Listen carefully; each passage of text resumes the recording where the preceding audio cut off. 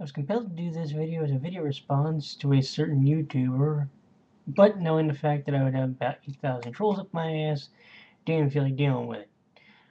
So, here's the, and I actually will put the video in the description box over here, or the link, or the URL so you can go look it up yourself.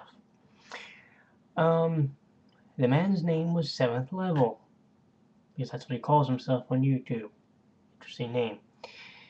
Anywho, he's sitting there saying how he was right about about Final Fantasy XIII sucking because of certain aspects being taken out of the game. Well, let's see, we finished about 4 chapters in the game. I think that qualifies for a good enough point to say, hey, here's what I think.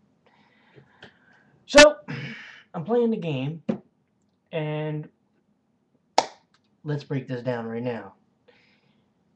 When the game goes into what is called the paradigm system, you can literally speaking, and by the way, for the record, if you feel like you absolutely have to use Libra, I mean, yeah, with him, but if you think you absolutely have to use it, great. I personally have not used it yet. And by the way, yes, I know there's actually a trophy for that. Whoop-de-friggin' do. For, like, scanning 100 enemies and flirting them fully or whatever. Different enemies. Whoop-de-doo-da-day. Do you think I really give a shit? Not particularly. Here's what I'm going to tell you. When I've played the game, I have actually gone through, so far, and ever since I opened up the paradigm system, have been able to sit back and use certain ones and basically go take a nap.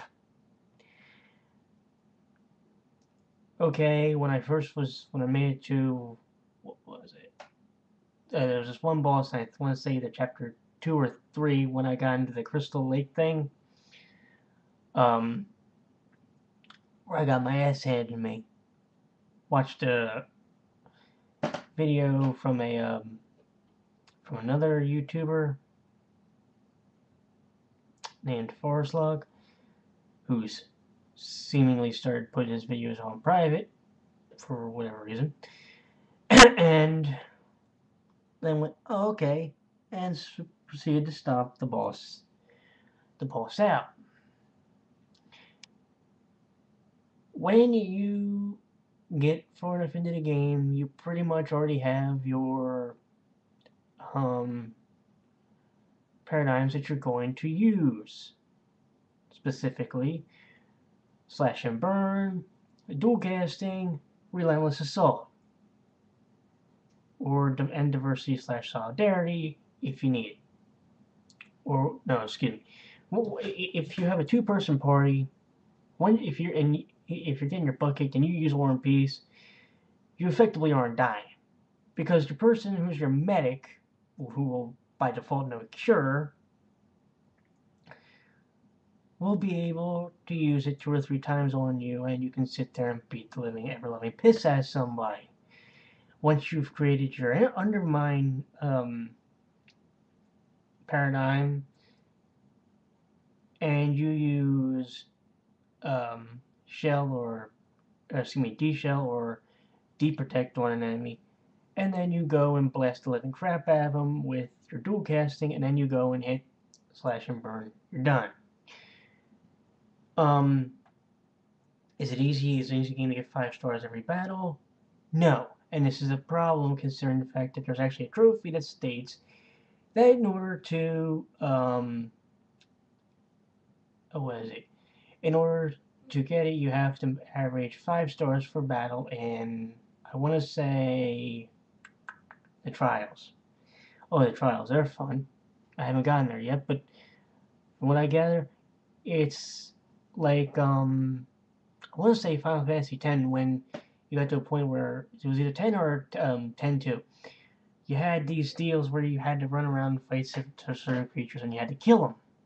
Well, if you can get 5 stars on every one of them, you get a trophy for that. Basically, don't expect to plat the game unless you actually plan on doing that.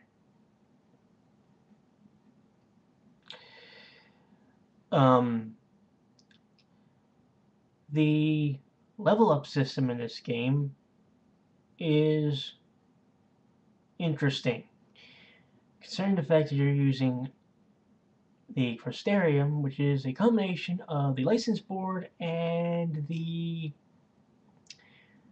license board and the give me a second. Sorry, and the Spirit Grid from Final Fantasy X. Well, you'll find that one of two things is going to happen. You are either going to cap yourself and have to sit there and wait for the Crystarium to expand, or you're going to be behind on what you probably do need for a battle. But no worries, because the way this game does experience points, or crystal points as they're called, what ends up happening is, how do I put this? The game makes sure that no character is left behind, because even when they're not anywhere related to your party, I don't give a damn if they're off doing something else. The points you earn still go towards their development. So, when you can actually open up the Crystarium again, if there's a point where it's locked, then you'll have an ass load of points. Now, it's a good thing, but it's a bad thing, because eventually what will happen is you'll either cap yourself completely, or you'll end up with you'll cap yourself completely and have points left over, or somehow, by the grace of God, you'll be short a few points on an ability. But no worries, because the enemies will get stronger to the point where you can just blast the living shit out of them. How do you get summons in this game? Ooh, this is an interesting one. You have to fight them. Yeah, okay. Now you fight these monsters, and a number called the Doom Counter goes above your skull. It'll start from about, at the minimum, 5,000, and you have to try and kill them before either they kill you, or your clock hits 0. Don't worry, you can retry this thing. Oh, that's another thing. You know, in most games, when you hit game over, most RPGs, when you hit game over, back to the title screen. Nope, not this game. What ends up happening is you can retry the battle, and you might want to try and do something a little bit differently. No penalty, no halving your gold, which, by the way, you don't even get after every battle. It's weird. They grade you, and I don't even understand how the freak they grade you. Oh yeah, and they clock you on the game too. Dear God. So are we talking RPG, or are we talking how fast can you beat the game? Because I swear to God, this game does seem in ways like it's made for speedrunners. However, that being said, it isn't a bad game. The only thing is, once you figure out the paradigms in which you're really good with using, you can pretty much break the difficulty curve on the game in about 5 minutes. Because once you've created certain paradigms like Smart Bomb or War and Peace or Undermine, you pretty much don't need to use any other. I'll say maybe dual casting when the time arises. Now, the man called Seventh Level says he thinks this is going to turn into a don't buy this shit review. No, buy it because it's not a bad game, but it is a little bit simplistic. Yes, I understand there was Final Fantasy Mystic Quest, which was the beginner's version of Final Fantasy. But you know something? Even for that, it's not bad. Is it really the world's greatest RPG? Like some magazines say? No. It's about an 8.7 and 8.75. Other than that, go ahead and buy it. And have a good time. Later.